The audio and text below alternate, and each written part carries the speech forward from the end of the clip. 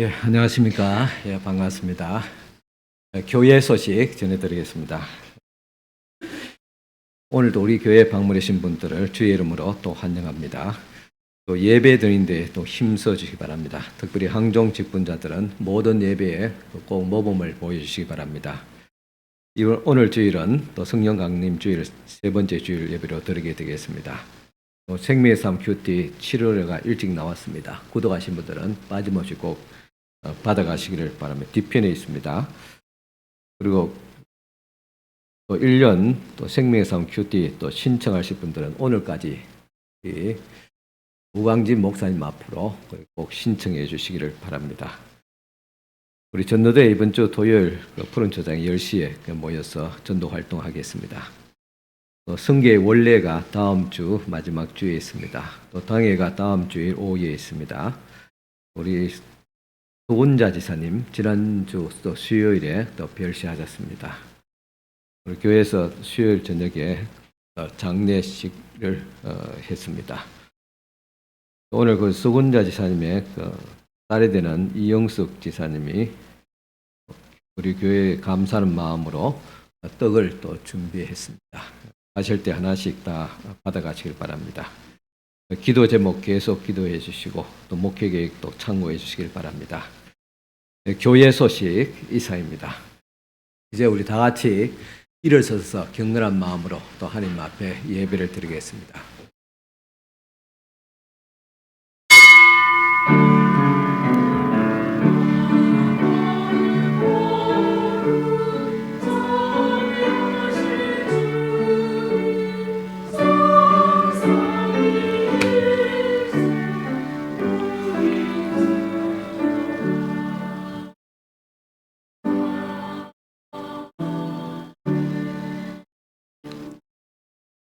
시와 찬송과 신령한 노래들로 서로 화답하며 너희의 마음으로 주께 노래하며 찬송하며 범사의 우리 주 예수 그리스도의 이름으로 항상 아버지 하나님께 감사하며 그리스도를 경외함으로 피차 복종하라. 아멘. 우리의 힘과 능력과 반석이 되시는 하나님 아버지, 크고 강한 팔로 지난 한 주간도 저희들의 삶을 지켜주시고 인도하여 주신 은혜에 감사를 드립니다. 주님께서 도와주셔서 형통했고 건강했고 행복했습니다. 이제 베풀어 주신 은혜에 감사하며 거룩하게 주의를 지키고 살아계신 하나님께 예배를 드리고자 합니다. 성령님께 의탁하오니 믿음의 눈을 열어주셔서 영광 중에 계신 주님을 바라보게 하시고 닫혀있는 마음을 활짝 열어주셔서 진리요 생명이신 주의 음성이 들려오게 하옵소서. 예수님의 이름으로 기원하옵나이다. 아멘. 네, 다 앉으셔서 한 주간의 삶을 돌아보면서 고백의 기도를 드리겠습니다.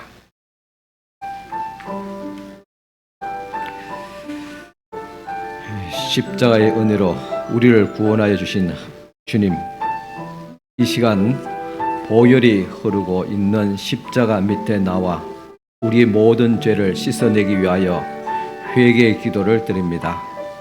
주님을 만났던 날 오직 주님만 사랑하며 살겠다던 처음 사랑이 식어졌습니다.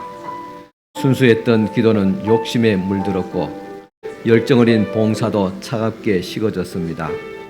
중심을 다하던 신앙생활이 외식적인 율법생활로 변질되었습니다. 골방에 들어가 주님과 마주 앉기보다는 사람이 많은 시장 어귀로 나아가 경건을 자랑하던 시간이 많아졌습니다. 왼손이 하는 일을 세상 모든 사람이 알도록 나팔 불기도 했습니다. 순수함을 잃어가고 있는 저희들을 불쌍히 여기시고 십자가의 은혜로 처음 사랑이 회복되게 하여 주옵소서. 예수님의 이름으로 이 고백의 기도를 드립니다. 아멘.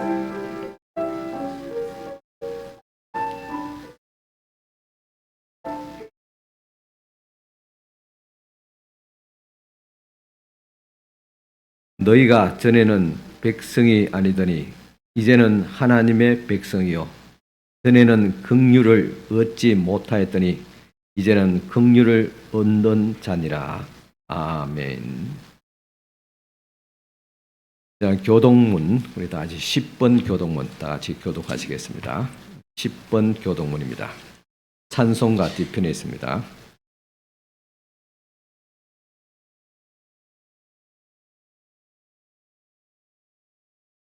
하나님이여 나를 지켜주소서. 내가 주께 피하나이다.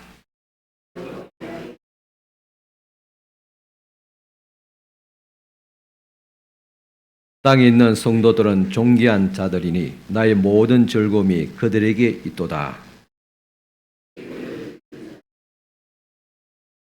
나는 그들이 드리는 피의 전제를 들으지 아니하며 여호와는 나의 산업과 나의 잔의 소득이시니 나의 분깃을 지키시나이다.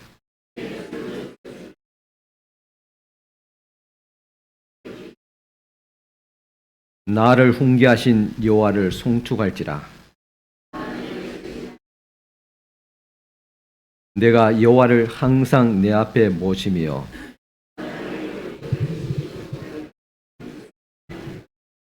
아멘. 이 시간 우리를 대표해서 김호 장로님 기도해 주시겠습니다. 사랑과 은혜가 충만하신 하나님 아버지, 오늘도 우리를 사랑으로 인도하시고 성전으로 불러 모아 주심을 감사드립니다. 우리들의 삶을 돌아보시고 날마다 새로운 은혜를 허락하신 주님께 찬양합니다. 사랑의 주님, 저희가 살아가는 이 세상은 불안과 염려가 가득하지만 그 속에서도 주님의 말씀을 붙잡고 믿음으로 나아가길 원합니다.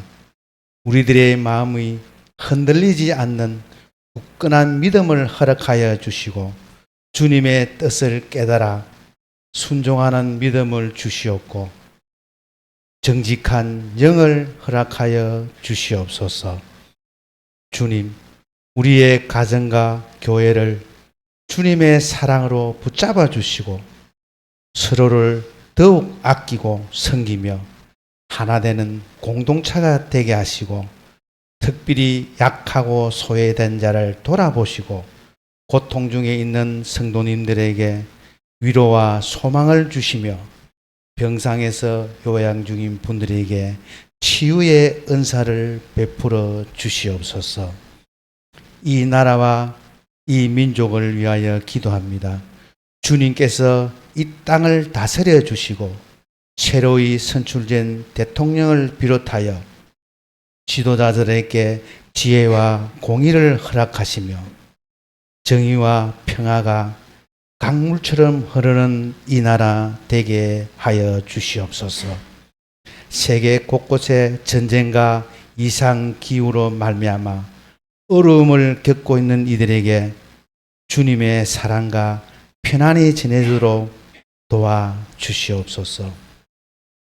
오늘 드리는 저희 예배가 주님께서 기뻐 받으시는 거룩한 예배가 되게 하시고 하나님 말씀을 선포하실 목사님께 영력을 더하여 주셔서 생명력 넘치는 살아있는 말씀으로 저희들을 감동케 하시옵고 온전히 몸된 교회와 성도님들을 위하여 섬기고 일할 수 있는 귀한 목사님으로 삼아 주시옵소서. 예배를 위하여 수고하시는 모든 분들의 수고를 우리 주님 기억하시고 크신 은혜를 내려 주시옵소서. 감사하옵고 우리를 구원하신 예수님의 이름으로 기도하옵나이다. 아멘.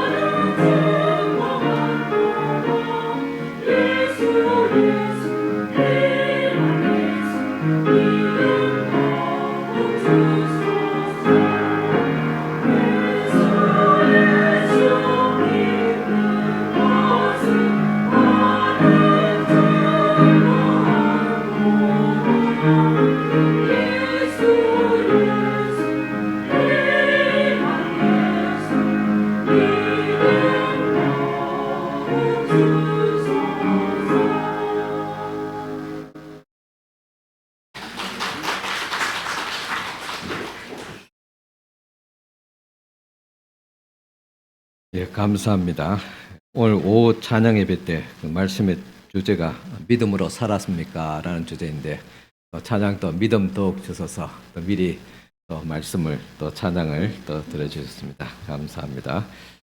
다 같이 찬송가 73장 드리시겠습니다. 73장 찬송 드리면서 봉헌하시겠습니다.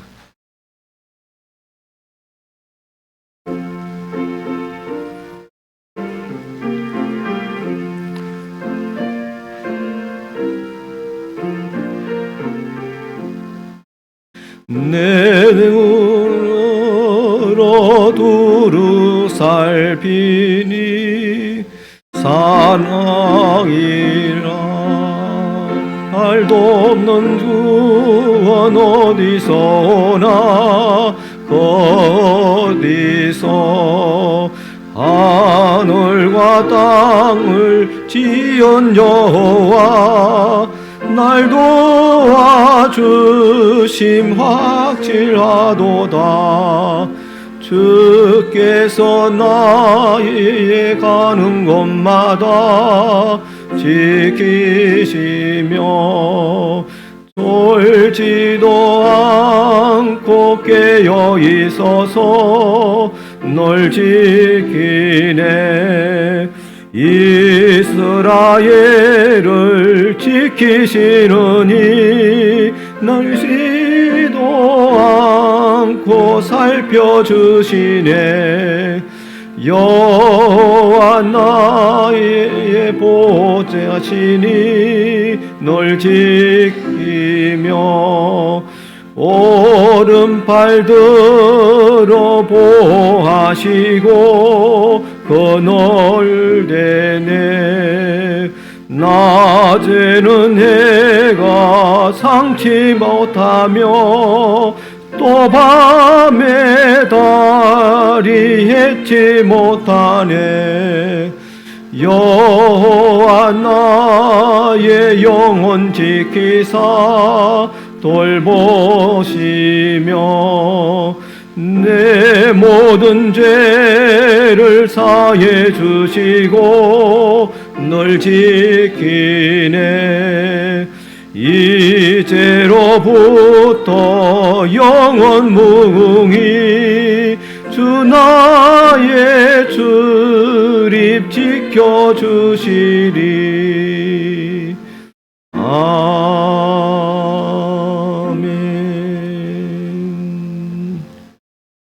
기도드리겠습니다.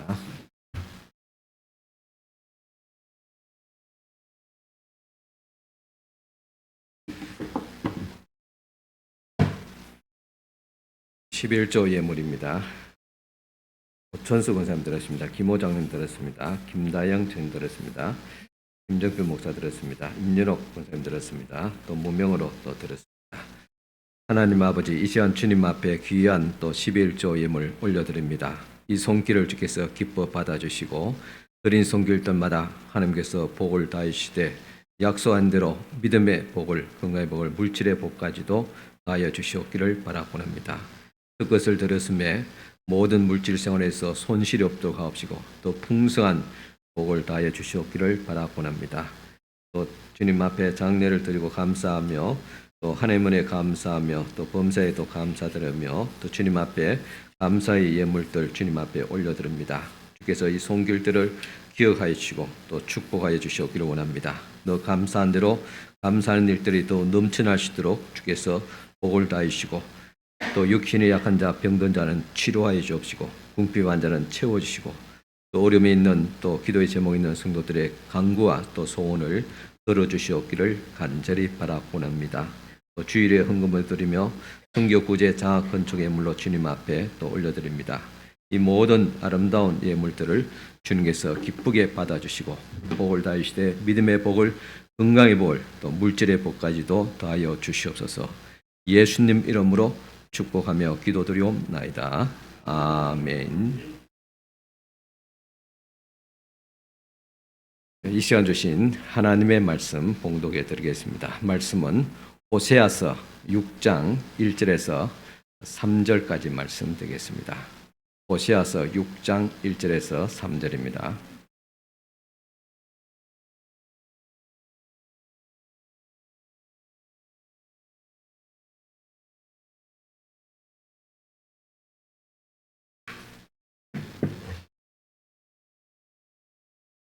신약 구약 성경 호세아서 6장 1절 3절 우리 찾으시고 다 같이 일어서서 하나님 말씀 받으시기 바랍니다.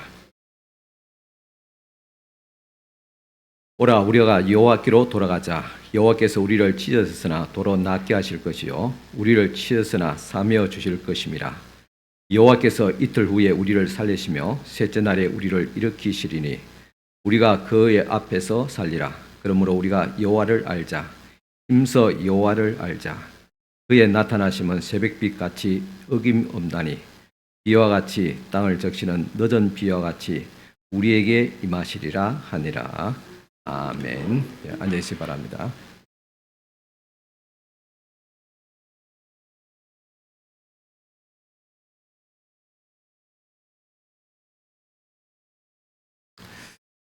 여러분 한 주간도 잘 지내셨습니까? 이 아침에도 또 주님의 이름으로 또 축복합니다. 여러분 오늘 이 시간은 우리가 설교를 듣는 예배 중에 또 시간입니다. 오늘 무슨 말씀을 들을지 여러분들 기대가 됩니까? 생각해 보셨습니까? 아마 감동이 없는 거 보니까 그런 것 같습니다. 오늘 이 시대가 설교의 홍수 시대에 살고 있습니다. 유튜브나 TV를 통해서 또 장소와 시간에 구애받지 않고 원하는 설교를 들을 수 있습니다. 또 마음만 먹으면 또 원하는 교회 가서 원하는 목사의 설교도 들을 수가 있습니다. 그런데 문제는 내가 원하는 설교를 듣는다는 데 있습니다. 뭐 별 문제 되지 않을 것 같습니다. 뭐 저희 사람도 옆에서 오면 종종 어느 목사님의 설교를 듣는 그런 모습들을 보게 됩니다. 그런데 이게 별 문제가 안 되는 것 같지만은 신앙 생활에서 심각한 문제를 초래합니다. 아니 하나님과의 바른 관계에 문제가 생길 수가 있다는 것입니다. 그럼 하나님의 말씀을 우리가 바로 들으려면 내가 듣고 싶은 말씀이 아니라 하나님의 말씀을 들어야 됩니다. 우리가 사람과의 관계에 있어서 대화를 하는데 서로 대화에 하는 어떤 비중들이 있습니다. 남의 말은 한 70% 듣고 내 말은 한 30% 정도 그렇게 하면 대화가 굉장히 원만하게 좋아집니다. 그런데 대부분 다 보면 내가 한 8, 90% 압도적으로 주도적으로 말하고 남의 말 한 10% 그것도 근성으로 듣고 싶은 말만 듣게 되는 모습들을 보게 됩니다. 마찬가지로 우리가 하나님의 말씀을 듣는데 내가 듣고 싶은 말이 아니라 하나님께서 오늘 나에게 무슨 말씀을 하시는가를 들어야 되는 것입니다. 하나님의 말씀을 우리가 들어야지 하나님이 나의 주인이 되십니다. 그런데 내가 듣고 싶어 하는 말씀을 듣게 되면 내가 주인이 되어서 하나님의 음성이 들리지 않습니다. 이렇게 말씀을 듣는 자세에 따라서 하나님과의 관계도 다르게 됩니다. 내가 말씀을 듣는 자세에 따라서 하나님이 주인인가, 그리고 내가 주인인가, 그 결과가 너무나도 달라지게 되는 것입니다. 하나님은 모든 시대를 초월해서 끊임없이 말씀하셨습니다. 하나님은 말씀하시는 분이고 우리는 그 말씀을 듣는 자입니다. 이것이 신앙의 가장 기본적인 자세입니다. 이 기본이 바로 돼야지 그 위에 신앙이 이제 자라고 성숙하고 또 완성되어지게 됩니다. 창세기 12장 1절 보면 여호와께서 아브라함에게 이르시되 너는 너의 고향과 친척과 아버지 집을 떠나 내가 네게 보여줄 땅으로 가라. 여호와께서 아브라함에게 이르시되 하나님께서 아브라함에게 말씀하셨다.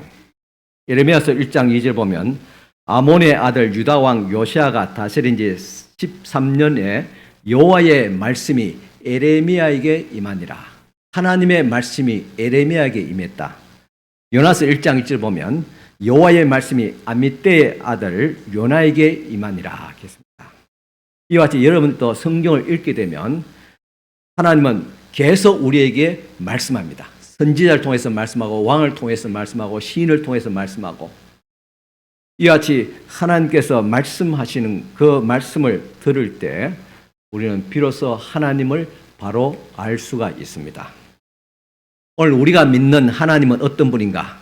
이것은 신앙생활에서 대단히 중요합니다. 왜냐하면 하나님은 우리의 믿음의 대상이기 때문에 그분을 바로 안다는 것은 신앙에 있어서 가장 중요한 부분이라는 사실입니다. 아니 전부이기도 합니다. 우리가 믿는 하나님은 어떤 분인가?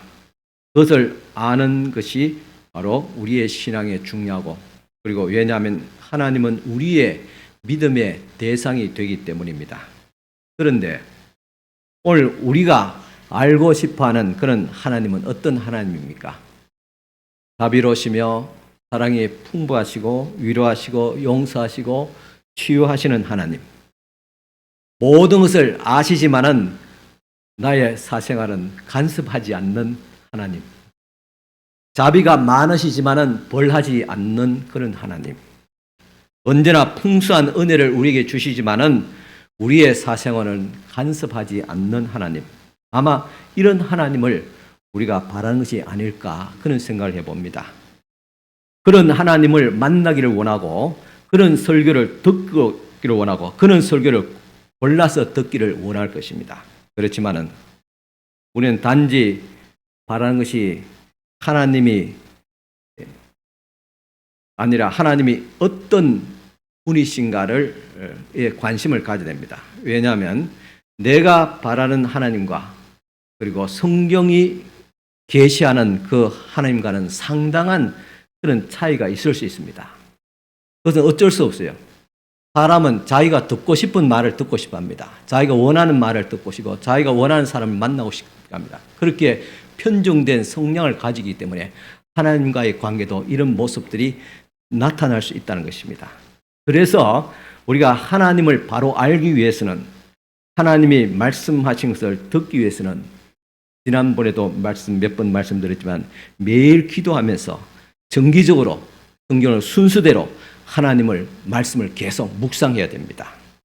그 말씀 속에서 거룩하신 하나님, 심판하신 하나님, 위로와 치유하시는 하나님, 그리고 용서와 사랑의 하나님을 만나게 될 것입니다. 저도 지난 주간에 에레미야서와 에레미야 예갈 뒤에 또한 요엘과 그리고 또 호세아서 말씀을 또 읽었습니다. 이 말씀을 읽는 가운데서 거기서 하나님은 죄에 대해서 심판하는 하나님도 만났고 또 치유하시는 하나님, 또 회복케 하시는 그 하나님도 만났습니다. 그러면 성경에서 말하는 하나님은 어떤 분인가?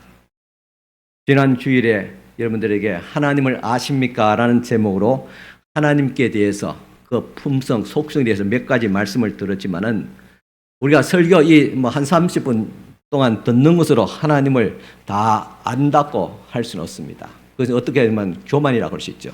그래서 이 시간 이어서 또 하나님은 어떤 분인가 더 깊게 또 주님을 알아가기를 원합니다.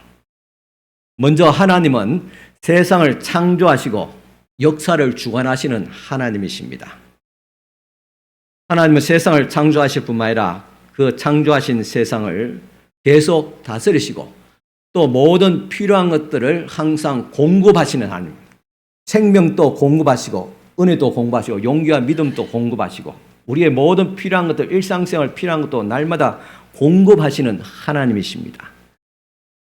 그 하나님의 역사가 또한 세상의 역사이기도 합니다. 그래서 성경의 역사를 여러분 보시면서 또 세계의 역사를 살펴보면 거의 다 일치합니다. 아니 하나님의 역사가 세계의 역사를 주도하고 있습니다. 이끌어가고 있습니다. 여러분 우리 세계의 역사를 크게 우리가 기원 전과 기원 후로 나누지 않습니까? 이 기원 전과 기원 후에 어떤 시점에 나누는지 대부분 다 알고 계시지요. 예수 그리스도가 오기 전을 기원 전이라 BC라 그런 말합니다. 그리고 예수 그리스도께서 오신 그 시점을 아노 도미니라고 해서 주님의 해 AD 그래서 주님이 오신 그 기점으로 인해서 세상의 역사가 이렇게 갈라지게 됩니다. 그러니까 예수의 탄생을 기준으로 해서 그 전을 기원전 BC라고 그 이후를 또한 기원 후라 그렇게 구분합니다. 이처럼 세계의 역사는 예수 그리스도의 오심을부터 이와 같이 기원전과 기원 후로 갈라지게 됩니다. 그러니까 세계사의 중심에 예수 그리스도가 계시다는 사실입니다. 너무나도 당연하고 놀라운 일이 아닙니까? 예수님은 실제 존재했던 인물이시고 그분은 부활과 승천하신 실제적인 분입니다. 이것을 세계의 역사도 인정하고 있습니다. 그런데 우리가 의외로 이 사실에 대해서 무딘 것을 보게 됩니다. 예수님은 실제 인물이시고 하나님의 아들이라면 당연히 그분을 믿어야 되잖아요. 그분을 나의 주요, 나의 구원자로 영접해야 되지 않겠습니까? 그리고 그분의 말씀대로 우리가 살아가야 되지 않겠습니까? 성경은 이와 같이 하나님에 대해서 예수 그리스도에 대한 그런 사실로 역사로 가득 찬 책입니다. 성경 대부분은 하나님께서 지으신 세상에 대한 긴 이야기를 하고 있습니다. 그래서 성경의 이야기는 참으로 놀라운 이야기입니다. 하나님은 아무것도 없는 상태에서 시작해서 세상을 만들었습니다. 이것은 상상할 수 없는 놀라운 이야기입니다. 우리는 에덴 동산의 이야기를 읽으면서 처음 사람 아담이 하나님의 말씀에 불순종한 타락의 이야기를 창세기 3장부터 읽어나가게 됩니다. 그리고 나서 우리는 타락에서부터 시작해서 내리막으로 치닫는 모습을 보게 됩니다. 가인에서 노아 일까지 그 상황은 더 나빠지고 있습니다. 그러다가 홍수가 닥치고 노아 이후에 또 한 번 바벨론 탑을 쌓는 그런 시대까지 타락이 계속되어지게 됩니다. 그 이후에 하나님께서 갈대아 우리에 살고 있는 한 사람 아브라함을 부르십니다. 그리고 아브라함의 후손들을 애굽으로 이주해서 거기서 400년을 살면서 큰 민족을 이루게 됩니다. 그 이후에 하나님은 모세를 인도자로 세워서 이스라엘 민족을 애굽에서 탈출시킵니다. 애굽에서 나온 이스라엘 백성은 40년 광야 생활을 거친 후에 가나안 땅에 정착해서 사사 시대를 거쳐서 왕국 시대에 이르게 됩니다. 그러나 이스라엘이 두 왕국으로 나눠지면서 우상을 숭배함을 통해서 나라가 망하게 됩니다. 북이스라엘은 아시리아에 의해서 망하고 남유다는 바벨론에 의해서 정복되고 포로로 잡혀가게 됩니다. 이 사건도 역시 세계사에 기록되어져 있습니다. 이때 상황을 에레미야, 에스겔, 다니엘, 호세아서에 기록하고 있습니다. 구약은 이렇게 불쌍한 이스라엘의 회복과 그리고 장차 인류를 구원할 메시아 예언함으로써 끝을 맺게 됩니다. 이것이 구약 성경의 핵심이고 요약입니다. 여러분 지금 이 시간 단 2분 만에 구약 성경의 중요한 부분들을 다 관통했습니다. 역사를 통해서 성경에 기록된 하나님은 창조주이시며 또 주관하시는 다스리시는 분이십니다. 그 하나님은 또한 선택하시는 하나님이라는 사실을 분명히 보여주고 있습니다. 하나님께서 한 사람은 특정한 사람 한 사람을 선택하시고 또 특정한 민족을 선택하셔서 자기 백성으로 창조하셨습니다. 이 사실을 이해하는 것은 우리 신앙에서 큰 영향을 끼치게 됩니다. 하나님은 오늘도 여러분들을 하나님의 백성으로, 여러분 한 사람 한 사람을 하나님의 백성으로 부르시고 창조하셨다는 사실입니다. 그리고 또 하나님께서는 우리 법물주의에도 마찬가지로 하나님의 백성으로 창조된 공동체입니다. 다니엘서 9장 19절에 보면 주여 들으소서, 주여 용서하소서, 주여 귀를 기울이시고 행하소서, 지체하지 마옵소서, 나의 하나님이여 주 자신을 위하여 하시옵소서. 이는 주의 성과 주의 백성이 주의 이름으로 일컫는 바 됨이니라. 다니엘이 하나님 앞에 기도하기를 이 범죄한 이스라엘 백성들을 심판 중에서 용서하시되 무엇으로? 자기의 의로 심판하지 말아요. 하나님께서 당신의 이름으로, 하나님의 이름을 위해서 하나님의 거룩한 이름이 보존되고 거룩한 하나님의 이름이 있기 때문에 그들을 구원하시고 용서해달라고 그렇게 기도하고 있습니다. 여기서 하나님은 세상을 창조하시고 그의 택한 백성을 부르셨지만은 그의 백성의 불이든 의로움이든 그 백성의 건강이 아니라 당신의 의로움과 당신의 거룩한 이름으로 인하여서 부르셨고 용서하시고 구원하신다는 사실입니다. 즉 하나님과의 관계에 있어서, 하나님의 백성의 관계에 있어서 창조하실 뿐만 아니라 모든 주도권을, 주권을 하나님께서 가지고 계십니다. 이 사실은 굉장히 중요합니다. 만일 우리의 구원이, 그죠? 오늘 우리 공동체가 우리의 태도와 행위에 따라서 이것이 무너지고 그리고 또한 버림을 받는다고 한다면 아마 여기 계신 분도 저와 비롯해서 모든 사람들이 하나님 앞에서 한 사람도 설 수 없을 것입니다. 성경은 분명히 말합니다. 세상에 의인이 없나니 한 사람도 없다게. 그리고 한번 넘어지면 회복할 길이 없습니다. 그러나 하나님은 우리의 위대한 창조자이시고 그리고 그의 백성을 창조하시고 그의 이름을 인하여서 당신의 의로움을 인하여서 당신의 주권에 의해서 그 백성을 회복시키시고 구원하시는 하나님인 것입니다. 여기에 우리의 구원의 든든함이 있습니다. 나의 행위로 말미암아 구원받는다면 주님 앞에 설 자가 과연 끝까지 주님 앞에 갈 자가 누구 있겠느냐. 그러나 나의 행위로 말미암지 않고 하나님의 의로움과 하나님의 은혜로 말미암아 우리를 붙드시고 고치시고 싸매시고 새롭게 하시는 하나님의 인도하심이 있기 때문에 우리가 주님 앞에 장차 다 주님 앞에 설 수가 있습니다. 또한 성경이 말하는 하나님은 어떤 분이신가? 거룩하시고 자비로우신 분이시다. 레위기 11장 45절 보니까 나는 너희의 하나님이 되었고 너희를 애굽 땅에서 인도하여 낸 여호와라. 내가 거룩하니 너희도 거룩할지어다. 하나님은 속성은 대표적인 속성이 거룩함입니다. 그것을 의로움이라 진실함이라고 말할 수도 있습니다. 거룩함이란 것은 무엇이냐? 단순히 도덕적으로 의롭고 진실하고 깨끗하다는 말이 본질이 아닙니다. 거룩함이란 것은 구별되다라면 거룩하신 하나님은 세상 우상과 구별됩니다. 이 거룩한 말 다른 사람 말로 말하면 의로움이라 했는데 의로우신 하나님이 당신의 자녀들도 의롭기를 원하십니다.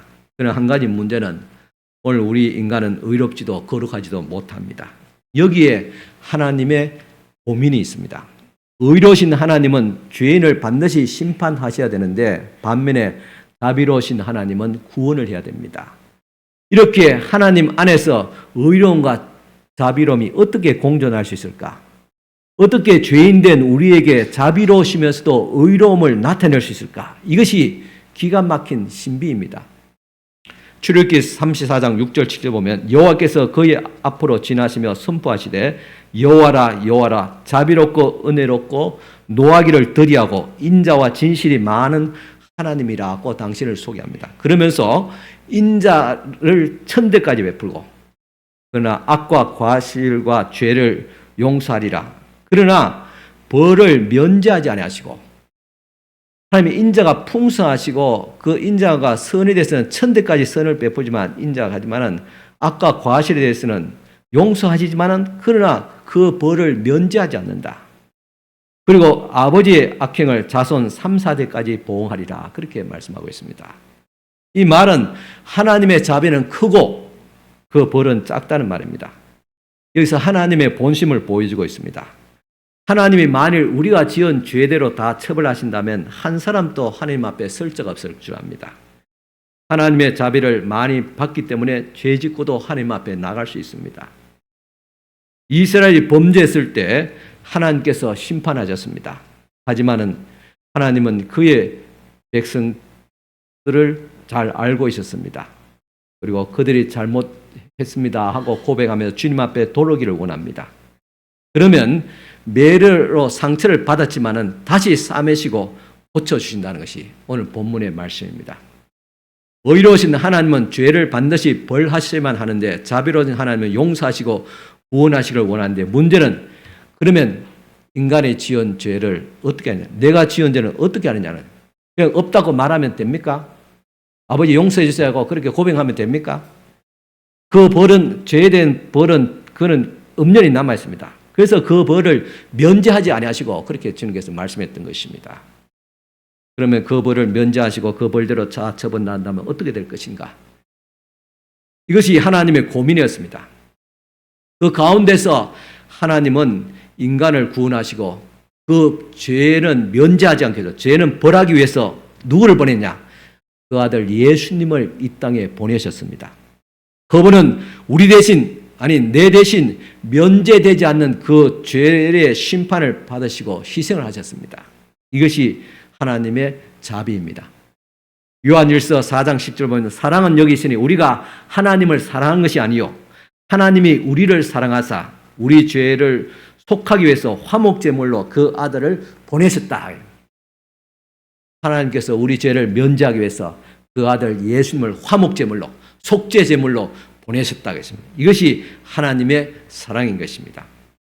여러분, 어느 종교에서 인생을 구원하기 위해서 신이 자신이 희생했다는 말을 들어본 적이 있습니까? 기독교 외에는 없습니다. 그래서 기독교의 하나님과 세상의 종교, 세상의 신과는 완전히 구별됩니다.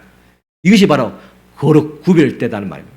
이런 의미에서 하나님은 거룩하고 구별된 분이라는 사실입니다. 그리고 자비로우신 하나님이십니다. 성경의 하나님은 놀라우신 사랑의 하나님이신 것입니다. 또 성경이 말하는 하나님은 어떤 분이냐? 신실하신 하나님이십니다. 성경에 말하는 하나님은 창조주시고 거룩하시고 자비로우시고 또한 신실하신 하나님을 우리에게 보여주고 있습니다. 이 신실하다는 말은 무엇입니까? 변함이 없다는, 약속에 어김이 없다는, 한결같다는 말입니다. 신실하신 하나님이라는 것은 우리가 하나님을 믿을 수 있는 분입니다. 한번 약속한 것은 변함이 없는 분이라는 사실입니다. 왜 우리가 살아가면 우리가 불안합니까? 너무 세상이 변하기 때문에. 정권도 변하고 세상 정세도 변하고 또 세상 앞날이 어떻게 될지 그 변화를 예측할 수 없기 때문에 우리 불안한 것이 아닙니까? 우리가 공동체를 이루면서 서로 살아가면서 왜 불안합니까? 사람은 변하기 때문에 한결같지 않기 때문에 그래서 어려움을 당하고 또 마음에 짐을 지고 고통을 당하는 것입니다. 하지만 하나님은 변함이 없습니다. 신실하신 하나님, 믿을 수 있는 분입니다.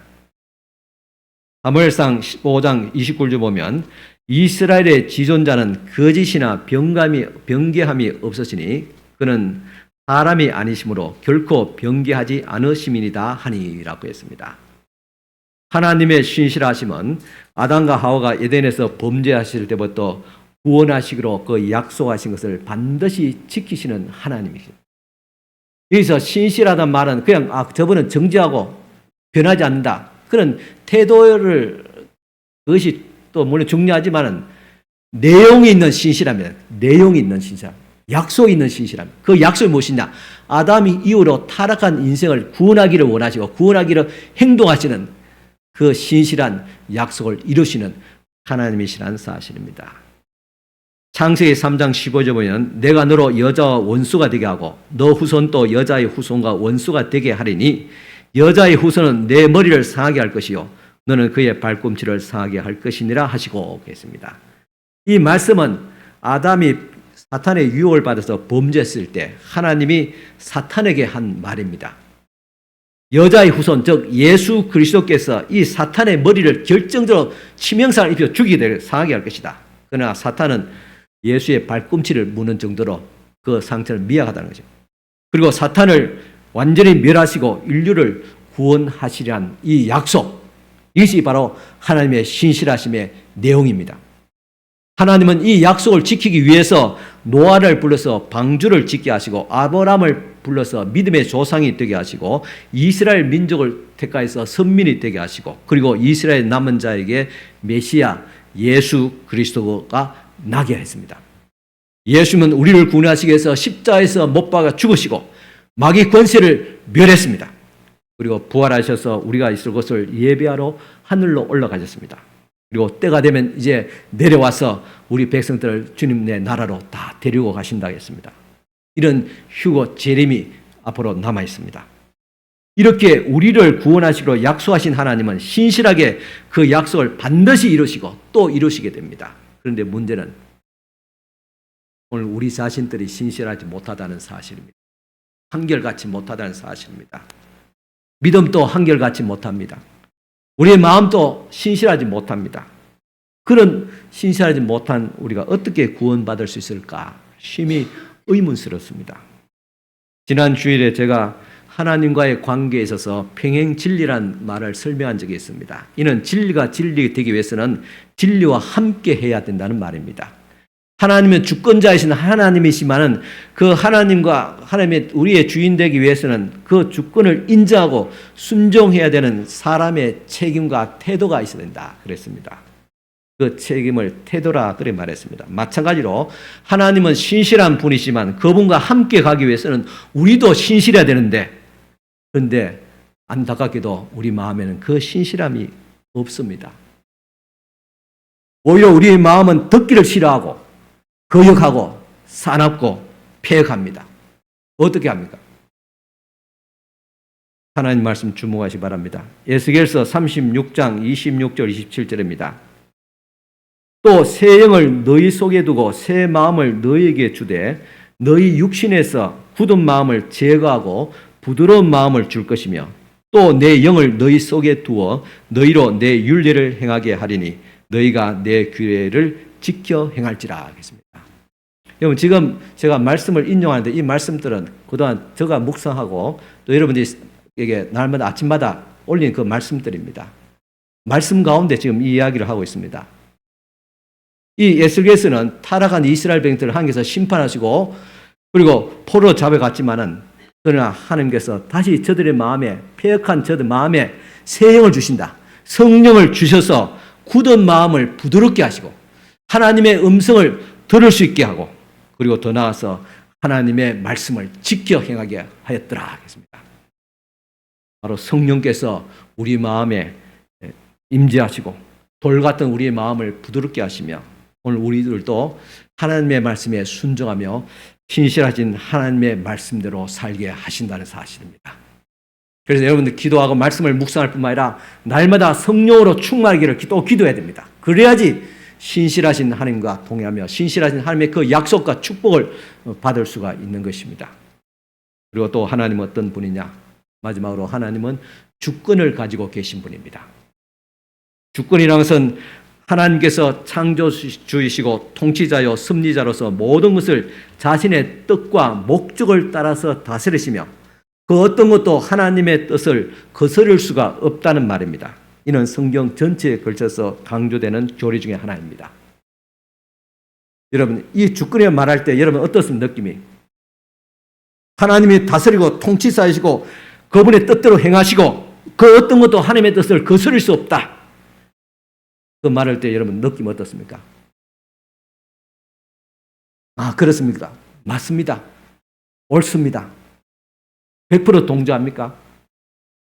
아니면 우리 마음의 어느 구석인가 좀 그래 모든 것을 다 하나님의 뜻대로 한단 말이냐? 우리의 생각은 내 뜻은 어디 있냐? 그런 일말의 그 생각이 우리 속에 있지 않습니까? 여러분 여기서 하나님의 주권이라는 그 의미를 알아야 됩니다. 하나님의 주권이라는 것은 당신의 백성을 구원하기 위해서 이 세상을 다스리십니다. 지금 아무리 세상이 막 흉흉해도 그죠? 이스라엘과 이란이 미사일 막 쏘고 받고 그래도 그죠? 하나님께서 이 세상을 다스리십니다. 하나님께서 이 세상을 마지막 날 심판하십니다. 역사를 시작하신 하나님께서 역사를 종결시킵니다. 하나님께서. 무엇을 위해서? 당신의 뜻을 이루기 위해서. 당신의 택한 백성을 구원하시기 위해서, 구원을 완성하기 위해서 세상을 다스리시는 분입니다. 그 주권을 쓰십니다. 그리고 이것은 표면적입니다. 더 중요한 것은 내면의 영적인 문제입니다. 마귀 권세로부터 보호하시고, 더 나아가서 마귀 권세를 완전히 멸하시고 당신의 백성들을 구원하시고 그 구원을 완성시키는 때에 하나님께서 주권적으로 그 능력을 사용하신다는 사실입니다. 하나님의 주권은 성도들에게 최후의 승리를 위해서 약속할 뿐만 아니라 오늘 우리의 또한 교회 생활과 신앙 생활의 태도의 변화를 일으키고 있습니다. 하나님의 주권이 오늘 우리 법물지에 있다면, 하나님의 주권이 오늘 우리 가정에 있고, 하나님의 주권이 이 나라 민족에 있다면 분명히 달라져야 될 것입니다. 하나님의 주권이 오늘 우리 교회 공동체에 있다면 목사가 목회하는 방법도 완전히 달라져야 될 것이며, 우리 성도들이 교회 생활, 신앙생활 태도 분명히 달라져야 될 것입니다. 그런데 오늘날 교회에 보면 두 가지의 비정상적인, 비성경적인 극단의 모습으로 가고 있는 안타까운 모습을 보게 됩니다. 즉 하나님의 주권에 반하는 그런 행동을 하고 있습니다. 첫째는 지나치게 목회자 중심이 되는 교회, 목사가 그 교회의 상징이 되고 그 목사가 아니면 교회가 망하는 것처럼 목사가 지극히 중심이 된 그런 교회의 모습입니다. 이런 교회는 후임자가 오면 반드시 문제가 발생합니다. 둘째는 교회 안에서의 주도권 싸움으로 병을 앓고 있는 그런 모습입니다. 목사와 장로 그리고 목사와 성도 간의 주도권 싸움으로 회중이 결국은 주인이 되는 그런 교회입니다. 이러한 목사나 성도가 주인 되는 교회는 바람직하지 못합니다. 성경적이지도 못합니다. 하나님의 주권에 반하는 교회와 공동체는 마지막 날 심판을 받을 대상이 되고 마는 것입니다. 성경적인 교회는 하나님의 주권이 살아있는 교회입니다. 하나님의 주권 앞에서 목사나 성도는 다 함께 무릎을 꿇는 교회입니다. 그래서 어떤 문제가 있을 때마다 주님 어떻게 하면 되겠습니까? 어떠하리까? 주님 앞에 묻는 교회, 하나님의 뜻을 찾는 교회, 하나님의 뜻을 따르는 교회입니다. 목사는 하나님의 주권을 나타내고 증거하고 성도는 하나님의 주권 앞에서 순종하는 교회가 바로 건강한 교회입니다. 성경에서 말씀하시고 보여주신 하나님을 이해하는 것은 신앙생활에서 대단히 중요하다고 계속 강조하고 있습니다. 하나님이 우리의 창조주시고 거룩하시고 신실하시고 자비로우시고 주권적인 분임을 살펴보았습니다. 그런데 마지막 항목, 하나님의 주권이 어떤 이유에서인지 교회 안에서 우리의 삶에서 부정될 때가 많습니다. 우리는 이 점을 심각하게 받아들여야 됩니다. 구원의 하나님, 사랑의 하나님을 말하면서도 주권의 하나님을 대해서는 뭔가 마음에 거부 반응을 일으키는 이것이 우리 속에 아직도 해결되지 않는 잠재된 불신앙입니다. 우리는 하나님의 주권이라 말은 종종 오해한다고 했습니다. 하나님의 주권 안에 밑에 들어가게 되면 뭔가 손해보는 것 같이 생각합니다.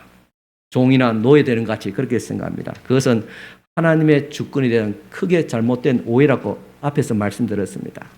하나님의 주권은 그의 자녀들을 위해서 쓰십니다. 우리를 구원하기 위해서 쓰시고 우리를 모든 악의 세력부터 보호하기 위해서 쓰시고 마지막 날 어둠의 권세, 즉 마귀를 결박해서 영원한 불못에 던지는 데 쓰시며 그리고 우리에게는 구원을 완성시키며 천국으로 인도하는 데 사용하시게 됩니다.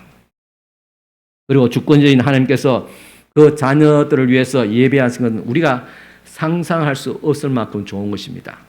오늘 우리가 하나님의 자녀일진데 우리가 생각하는 것 더 이상으로 주님께서는 좋은 것을 예배하고 계십니다. 지금 우리의 삶 속에서 뭐 좋은 것이 있겠지요. 또 이렇게 되면 좋겠다고 기대하는 거 있겠지요. 그러나 하나님께서 우리에게 주시고자 하는 것은 그보다 훨씬 더 좋은 것, 더 영원한 것을 주님께서 우리를 위해서 예배하고 계십니다. 무엇으로? 하나님의 주도적인 주권으로 그것을 준비하고 계시다는 사실입니다. 요한은 이렇게 말합니다. 요한 1서 3장 2절에 사랑하는 자들아 우리가 지금은 하나님의 자녀라. 장래에 어떻게 될 것을 아직도 나타나지 아니하였으나 그가 나타내심이 되면 우리가 그와 같을 줄을 아는 것은 그의 계신 그대로 볼 것을 인함이라. 우리에게 하나님께서 주신 장래 우리 아직 나타나지 않았지만 나타나게 될 것인데 그때 나타나심이 되면 무엇으로? 우리가 저와 여러분들이 하나님과 같이 된다. 하나님과 같을 줄을 아는 것은 우리가 하나님과 같이 그렇게 된다니까. 같이 된다. 그 하나님과 똑같다는 말입니다.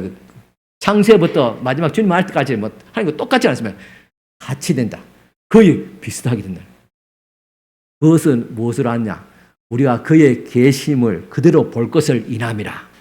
하나님을 볼 것을 우리가 하나님을 그대로 본다는 거예요. 여러분 지금 태양권을 보면 누가 한 시간도 미안합니다. 한 1분도 태양을 바로 보지 못합니다. 1분이라도 태양을 똑바로 보면 눈 멀어버립니다. 그 태양을 만드신 의로우신 하나님 앞에 우리가 주님 앞에 선다니까요. 실감이 납니까? 그런데 저는 우리가 설 수 없지만은 주님께서 장차 오시게 되면 우리가 하나님 앞에 서게 된다. 영광의 하나님을 맞대고 본다. 얼마나 우리가 영화롭게 우리가 주님께서를 표현하시키고 이런 은혜를 주님께서 우리를 위해서 예비해 두셨다고 말하고 있습니다. 아담은 마귀에게 속아서 하나님과 같이 되려고 하다가 타락하고 저주를 받았지만은 하나님은 장래에 우리가 하나님을 대면하여 볼 만큼 영화롭게 하셨습니다. 여러분 상상이 갑니까? 이 일을 행하신 하나님은 창조주시고 거룩하시고 신실하시고 자비로우시고 주권적인 분이십니다. 그 하나님을 바로 나의 주인으로 나의 주로 모시는 것이 바로 이것이 신앙의 전부입니다. 본질입니다. 인생의 행복은 어디서 오느냐? 하나님을 우리 주 예수 그리스도를 주인임으로 주인 되신 분으로 모심으로부터 시작되어집니다. 그러나 인생의 불행은 자신이 주인이 되려고 하는 데서 시작됩니다. 하나님이 주인 되신가? 내가 주인인가? 여러분들 살펴야 됩니다. 이것을 교회 생활, 신앙 생활, 그리고 모든 우리 사회 생활에 있어서까지도 항상 살펴봐야 됩니다. 내가 주인인가? 하나님의 주인인가? 가정에서도 부부의 관계도 마찬가지입니다. 하나님의 주인인가? 나의가 주인인가? 하나님의 주인이십니다 하고 말한다면 부부간에 싸울 일이 없어요. 견제하고 긴장할 이유가 없잖아요. 교회의 주인이 하나님이라는 것을 우리가 인정한다면 교회가 화평할 수밖에 없어요. 주도권을 가지고 싸울 의미가 없습니다. 나의 주 되신 하나님. 이것이 어떻게 생각하면 공동체에서 내 개인의 주님과의 가장 중요한 관계입니다. 아직도 내 마음에 내가 주인인가? 하나님이 나의 주인이신가? 내가 주인이 될 때 그때부터 고난이 시작됩니다. 그래도 내가 하나님의 택한 백성이라면 이스라엘 백성을 쳐서 깨닫고 회복시키고 돌아오게 하신 것처럼 나를 쳐서라도 고난을 통해서도 깨닫게 하시고 결국은 하나님의 주인 되심을 인정하게 만듭니다. 여러분 하나님을 알고 믿습니까? 그리고 여러분 하나님만 신뢰합니까? 하나님이 나의 주인 되심을 인정하고 믿고 받아들이고 있습니까? 시편 16편 11절 말씀을 제가 읽고 오늘 말씀 마무리하고자 합니다. 주께서 내 생명의 길을 내게 보이시려니 주의 앞에는 충만한 기쁨이 있고 주의 오른쪽에는 영원한 즐거움이 있나이다. 시편 16편 11절입니다. 주께서 생명의 길을 내게 보이시다. 주의 앞에는 충만한 기쁨이 있다. 주의 오른쪽에는 영원한 즐거움이 있나이다. 이게 주란 말입니까? 무슨 말입니까? 하나님의 주권 되시는 자 되신 주님이 나의 주인이다. 주권자 된 하나님을 인정하는 말이 주님이라면 주님 우리가 말할 때 주님은 나의 주인이십니다. 하나님을 나의 주인으로 모실 때 생명의 길을 가게 되고 충만한 기쁨을 얻고 영원한 즐거움을 얻게 된다는 사실입니다. 그 하나님을 오늘 나의 주인으로 모시기를 바랍니다. 인정하고 그 주인과 함께 동행할 수 있기를 축복하며 기도드립니다. 기도드리겠습니다. 나의 주인 되신 하나님 아버지, 우리 모든 삶의 영역에 있어서 내가 마치 내가 주인처럼 주인 노릇하고 행하고 그렇게 살아왔음을 주님 앞에 자백합니다. 아버지 하나님, 그 어떤 것도 영원한 것이 없고 나의 것이 없음에도 불구하고 우리는 어리석게 주인같이 살아왔습니다. 저희 어리석음, 우리의 잘못된 태도를 이 시간 다시 고쳐주시고 성령께서 우리의 마음에 임재하여 주시고 충만하여 주시사 우리의 거역하는 마음, 악하고 더러운 마음, 그런 거짓스러운 마음, 또한 굳은 마음, 폐역한 마음, 거칠은 마음들을 주께서 다 녹여주시고 태워주시사 성령의 거룩함을 있게 하여 주옵시고 우리 하나님처럼 거룩한 성품을 가져가여 주시기를 원합니다. 세상과 구별되어지게 하옵시고 하나님의 은혜로 사랑으로 믿음으로 살아갈 수 있도록 하여 주시옵소서. 오늘 이 시간 또 나의 주인 되신 하나님을 영접하는 저희들의 심령에 하나님께서 우리를 위해서 예배하신 무한한 축복과 은혜와 약속을 받게 하여 주시옵소서. 주인 되신 주님과 함께 동행할 때 저희들의 마음에 생명이 있게 하옵시고 영원한 즐거움이 있게 하옵시고 기쁨으로 충만케 하여 주시옵소서. 나의 주인 되신 하나님께서 이 시간도 우리의 병든 마음을 주여 고쳐주시옵기를 원합니다. 우리의 잘못된 생활을 고쳐주시고 우리의 잘못된 태도도 고쳐주시고 또한 우리의 약함과 질병을 치료하여 주시고 고쳐주시옵소서. 하나님의 은혜로 치유받고 회복될 수 있도록 하여 주시고 주님께서 약속하신 놀라운 풍성한 은혜를 누리시는 하나님의 성도들과 교회가 우리의 삶의 터전이 될 수 있도록 축복하여 주시옵기를 바라고 원하면서 우리 구주 예수님 이름으로 축복하며 기도드리옵나이다. 아멘. 다 같이 찬송가 499장 찬송 드리겠습니다. 499장입니다.